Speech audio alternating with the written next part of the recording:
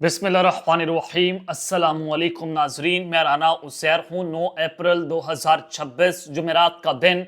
Iran America Israel जंग की अब तक की सबसे बड़ी ब्रेकिंग न्यूज, क्योंकि ये जंग जो है वो आबनाए हरमज पानियों की जंग थी, तेल की जंग है। और अमेरिका ईरान की तेल की जखायर पर, उनके पानियों पर कब्जा करना चाहता है। और उस सूरत हाल को लेकर अमेरिका ने एक मर्तबा फिर से मुज़ाकरात को सबूताज किया है और इसराइल के साथ मिलकर सीज फायर को तोड़ते हुए ईरान पर हमले किए। लेकिन अब जो ईरान की जानिब से बदला सामने आया है और ईरान ने न्यूक्लियर हमले से भी बड़ा हमला कर दिया, यानी कि एटम बम से बड़ा बम चलाया गया है ईरान की तरफ से। जो इस वक्त रिटेलिएशन दी गई है उसने इस वक्त अमेरिका के कान लाल कर दी।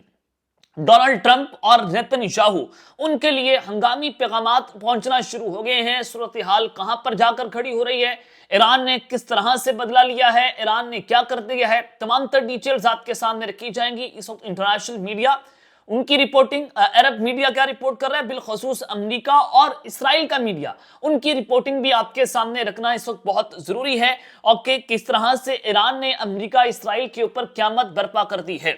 आगे बढ़ने से पहले आप सबसे मेरी दरख्वास्त होगी कि आपने इस चैनल को लाजमी तौर पर सब्सक्राइब करना है, बेल आइकन को जरूर प्रेस करें। कमेंट सेक्शन में अपनी राय का इजहार जरूर कीजिएगा कि आप इस हवाले से अपनी क्या राय रखते हैं। नाज़रीन इकराम, अमेरिका और इसराइल ने पहले ईरान के ऊपर हमले किए और सीज फायर को तोड़ा गया। और फिर डोनाल्ड ट्रंप ने कहा कि हम अपनी फौजों को हाई अलर्ट कर दिए, हमारी फौजें तैयार हैं, अगर ईरान ने हमारी शराइत को ना माना तो एक मरतबा फिर से हमले हो जाएंगे। ये ट्रंप की स्टेटमेंट आई।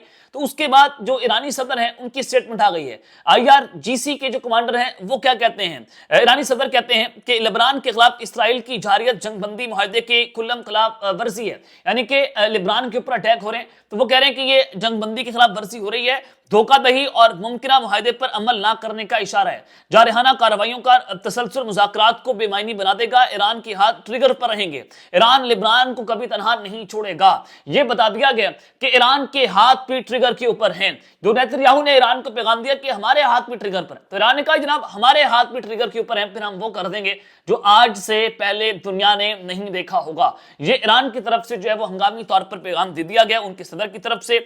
और फिर ईरानी नायब वजीर खारजा, उनकी स्टेटमेंट आई है, उन्होंने कहा कि गुज़िश्ता रात जंगबंदी के खिलाफ जो वर्जी हुई, जो ईरान के पावर प्लांट्स हैं या उनकी ऑयल रिफाइनरीज हैं वहां पर अटैक होते हैं, तो उन्होंने कहा उसके जवाब हम बिल्कुल देने के करीब थे, हम उसका जवाब देने जा रहे थे, लेकिन पाकिस्तान ने मुदाखलत करके सूरत हाल को संभाल लिया।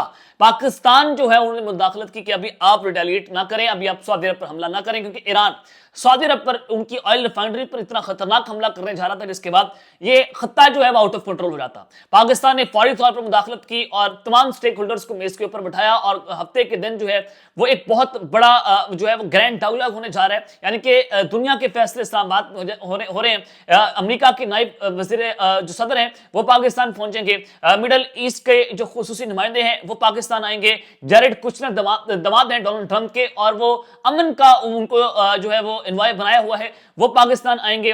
उधर से जो ईरान के वज़ीर खारजा है और ईरान के पार्लियामेंट के स्पीकर हैं वो पाकिस्तान पहुंच चुके हैं, यानी कि बड़ा फैसला कुन मरहला है और पाकिस्तान इन मुज़ाकरात को होस्ट कर रहा है।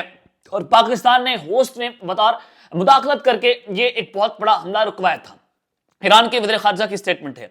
उसके अलावा वज़ीर आज़म शहबाज शरीफ ने लेबनान के वज़ीर आज़म नवाब इस्लाम से टेलीफोनिक गुफ्तगू की है और इसराइल के जारी हमलों की मजम्मत की है। पाकिस्तान ने इसराइल के हमलों की मजम्मत की है। पहले हमारी वज़ारत खारजा स्टेटमेंट देती है कि हम इसराइल के हमलों की मजम्मत करते हैं, अब हमारे वज़ीर आज़म जो है उन्होंने लेबनान की वज़ीर आज़म से खुद कॉल की कि हम इस हमलों की मजम्मत करते हैं। लेबनान में फौरी जंगबंदी के लिए पाकिस्तान की हिमायत को यकीनी बनाने पर तबादला ख्याल किया।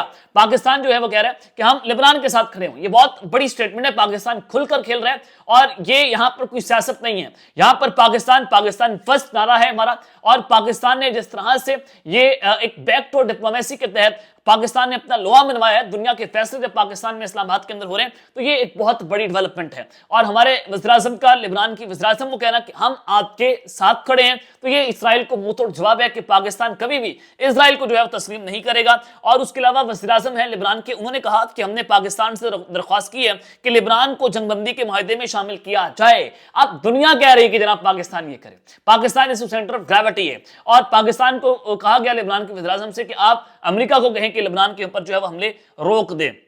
اب ایک طرف تو یہ صورتحال ہے اور پھر فیلڈ مارشل آج وزیر اعظم ہاؤس پہنچے عاصم منیر صاحب, ان کی وزیر اعظم شہباز شریف سے ملاقات ہوئی ہے اور خطے میں امن و امان کی صورتحال کے اوپر جو ہے وہ جناب تبادلہ خیال ہوا ہے. اب ایک طرف تو یہ ساری اسٹیٹمنٹس رہ گئی ہیں کہ پاکستان کس طرح سے ایک لیڈنگ رول جو ہے وہ پلے کر رہا ہے, لیکن جو اب ایران کی طرف سے ہوا ہے, ایران نے ایٹمی حملے سے بڑا حملہ جو کر دیا ہے وہ بہت امپورٹنٹ ہے کہ اس وقت امریکہ اور اسرائیل کے اندر قیامت برپا ہو گئی ہے اور صورتحال جو ہے مکمل طور پر آؤٹ آف کنٹرول ہے. سب سے پہلے جو اس وقت جنگ ہے, میں نے آپ کو بتایا کہ ابنائے ہرمز کی جنگ ہے اور جو خارق جزیرہ ہے امریکہ وہاں پر اپنی فوجیں اتارنا چاہتا تھا کہ یہاں پر ہم فوجیں اتاریں اور یہاں سے ایران اپنا 90% تیل ایکسپورٹ کرتا ہے اور پھر ڈالرز کماتا ہے, پیسے کماتا ہے, تو یہ یہاں پر قبضہ کرنا چاہتے تھے. لیکن زمینی جنگ امریکہ ابھی چھیڑنے کے پوزیشن میں موجود نہیں ہے اور نہ وہ ایران کے ساتھ زمینی جنگ چھیڑ سکتے ہیں, نہ وہ ان سے جیت سکتے ہیں. یا آپ سب نے دیکھ لیا کہ 1.5-2 مہینے کی لڑائی میں ایران جو ہے وہ مکمل طور پر اس نے ریٹیلیٹ کیا ہے, وہ ڈٹ کر کھڑا ہے, وہ ہر طرح سے امریکہ اور اسرائیل کا مقابلہ کر رہے ہیں. اور ابنائے ہرمز کی جو جنگ ہے یہ اصل گردن ہے جو اب ایران کے ہاتھ میں آ گئی. یہ ایٹمی حملے سے بڑا حملہ ہے. کس طرح سے ایران ابنائے ہرمز بند کر کے کیا کر سکتا ہے, وہ سالانہ $100 ارب سے $500 ارب تک کما سکتا ہے جو اس نے ابنائے ہرمز کو بند کر دیا. اور جو تیل کے جہاز وہاں سے گزر رہے ہیں اس کے حوالے سے انٹرنیشنل میڈیا رپورٹ کر رہا ہے کہ Iran demands crypto fees for ship passing Hormuz during ceasefire. Country's oil exporter union says tell to be paid in cryptocurrency and vessels monitored for weapons.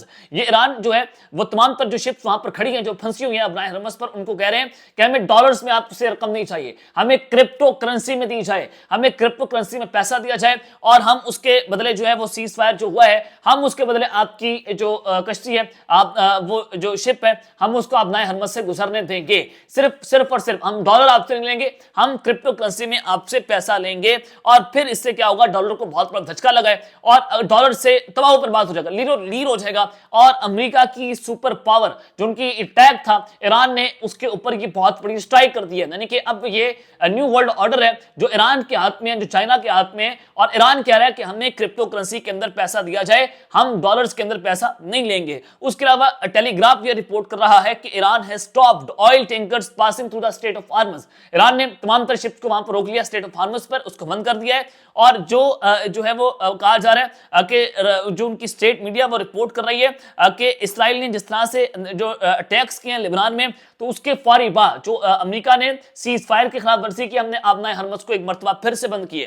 تو اب یہ ہو رہا ہے کہ کرپٹو کرنسی میں پیسہ دیا جائے, ہم آپ کی شپ کو وہاں سے گزرنے دیں گے. یہ ایک بہت بڑا دھچکا ہے ڈالرز کو. اور یہ آپ ایسے کہیں کہ ایٹمی حملے سے بڑا حملہ ہے کہ جنگ اب بدل گئی ہے. اب یہ جنگ جو ہے وہ ایک کولڈ وار کی طرف بڑھی ہے اور ایران کی کامیاب اسٹریٹجی سے اس وقت امریکہ اور اسرائیل جو ہے مکمل طور پر گھٹنوں کے بل آ گئے.